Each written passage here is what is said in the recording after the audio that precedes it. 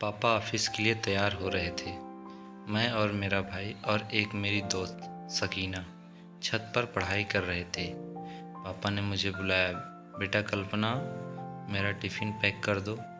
आई पापा, कल्पना ने ऊपर से आवाज़ दिया। फिर अचानक कल्पना को गोलियों की आवाज़ सुनाई दी। वो भागते हुए नीचे की ओर गई और फिर एक छोटे से शहर के एक गांव में हमारा मकान था। हम दो भाई बहन थे।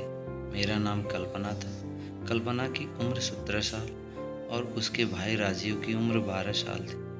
वह दोनों गांव के ही किसी विद्यालय में पढ़ने जाया करते थे।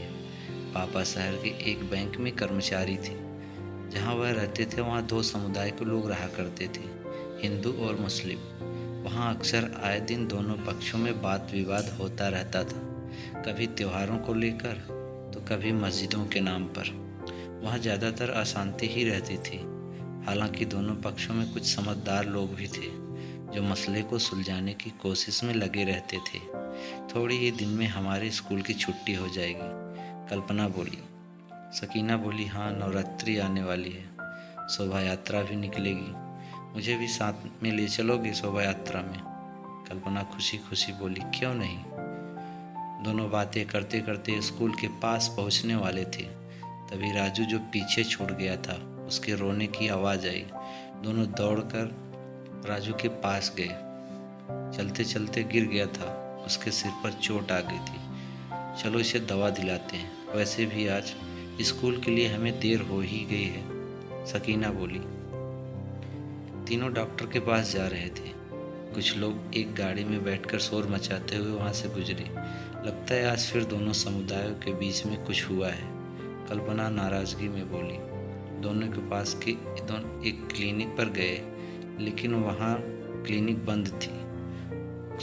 राजू के सर से खून बहुत बह रहा था और गांव का माहौल बिगड़ता ही जा रहा था। अब हम क्या करेंगे? लगता है बिगड़ते माहौल को देखकर सभी ने अपनी दुकानें बंद कर दी, सकीना मायूस होकर बोली। सभी की बातें सुन रहे एक चाचा ने उन्हें अंदर बुलाया। उनके पास कुछ दवाइयाँ पड़ी थी। उन्होंने राजू की पट्टी की और कहा, बेटा माहौल बहुत ख़राब है, मैं चलकर तुम्हें छोड़ आता हूँ। अकबर चाचा ने किसी तरह उन्हें उनके घर पर पहुँचाया। अरे तुम लोग वापस आ गए, और कैसे? राजू के सर पर चोट आ गई, कल्पना के पापा घबराते हुए बोले। हाँ, थोड़ा चलते चलते फिसल गया था। अकबर चाचा ने दवा कर दी है, अभी आराम है। चलो ठीक है, बाहर का माहौल बहुत ख़राब है, तुम लोग ऊपर जाओ, पढ़ाई करो, बाहर मत निकलना और सकीना को भी मत जाने देना, पापा तैयार होते हुए बोले। भगवान जाने यह धर्म का झगड़ा कब ख़त्म होगा। खाना बनाते हुए किचन से माँ बोली। पापा ऑफिस के लिए तैयार हो रहे थे। मैं सकीना छत पर पढ़ाई कर रहे थे। पापा ने मुझे पुकारा, कल्पना बेटा मेरा टिफ़िन पैक कर दो। कल्पना ने कहा, आई पापा। तभी अचानक गोलियों की आवाज़ सुनाई दी। कल्पना भाग के नीचे आई।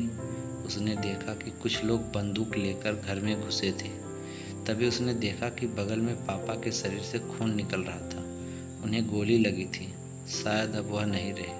वो रोने लगी, चिल्लाने लगी, बेटा भाग जाओ ऊपर तुम लोग, दरवाज़ा बंद कर दो, मम्मी चिल्लाई। उन लोगों ने उन्हें भी डरा धमका के पास बुला लिया। इधर इधर ही रहो, नहीं तो तुम्हें भी गोली मार दूंगा, उनके सरदार ने कहा। ठीक है, मैं तुम्हें नहीं मारूंगा, तुम्हारे बच्चों को भी नहीं मारूंगा, लेकिन तुम्हें अपने मरे हुए पति का खून थोड़ा सा पीना होगा। यह कहते हुए उनके सरदार ने खून हाथ में लिया और उसके पत्नी के मुंह में लगा दिया। इसके बाद वे वहां से चले गए। माँ के ऊपर पानी के छींटे मारो, राजीव बोला। थोड़ी ही देर में माँ को होश आया गया, पर वह पागल सी हो गई थी। राजीव और कल्पना रोने लगे कि अब उनके पास कोई सहारा नहीं था। पापा मर गए थे और माँ पागल हो गई थी। धीरे धीरे शाम होने को आई। माहौल अब शांत हो गया था। सकीना भागते हुए अपने अब्बू जान को बुला लाई। धीरे धीरे गांव के दोनों समुदाय के कुछ लोग इकट्ठा हुए। अब इनका कोई सहारा ही नहीं रहा, बेचारों का। भीड़ से किसी ने कहा, कुछ चंद लोगों की वजह से यह मजहबी दंगे होते हैं, जिनकी वजह से कई बच्चे अनाथ हो जाते हैं, कई परिवार उजड़ जाते हैं। अब हम यहाँ नहीं रहेंगे, गांव छोड़कर कहीं दूर शहर में चले जाएंगे। अकबर चाचा ने कहा। गांव वालों ने कल्पना के पापा का अंतिम संस्कार किया। कल्पना और राजू ने भी गांव छोड़ने का फैसला किया। अब उस घटना को काफ़ी समय बीत चुका है। कल्पना और राजू अपनी पागल माँ के साथ शहर में एक किराए के मकान में रहते हैं। दोनों पढ़ाई के साथ साथ घर चलाने के लिए थोड़ा काम भी कर लेते हैं। सकीना के परिवार ने भी गांव छोड़ दिया था। अब सभी आसपास ही किराए के मकान में शांति से रहते हैं। आज मुहर्रम है। कल्पना और राजीव और अकबर चाचा सकीना के घर गए हैं, त्यौहार का आनंद ले रहे हैं। साथियों, आप सभी भी उन चंद लोगों की तरह न बने, एक दूसरे से भाईचारे के साथ रहें, सबके धर्म का पालन करें, सम्मान करें। दोस्तों, अगर ये कहानी आप सभी को अच्छी लगी हो तो चैनल को लाइक, सब्सक्राइब, शेयर करना ना भूलें।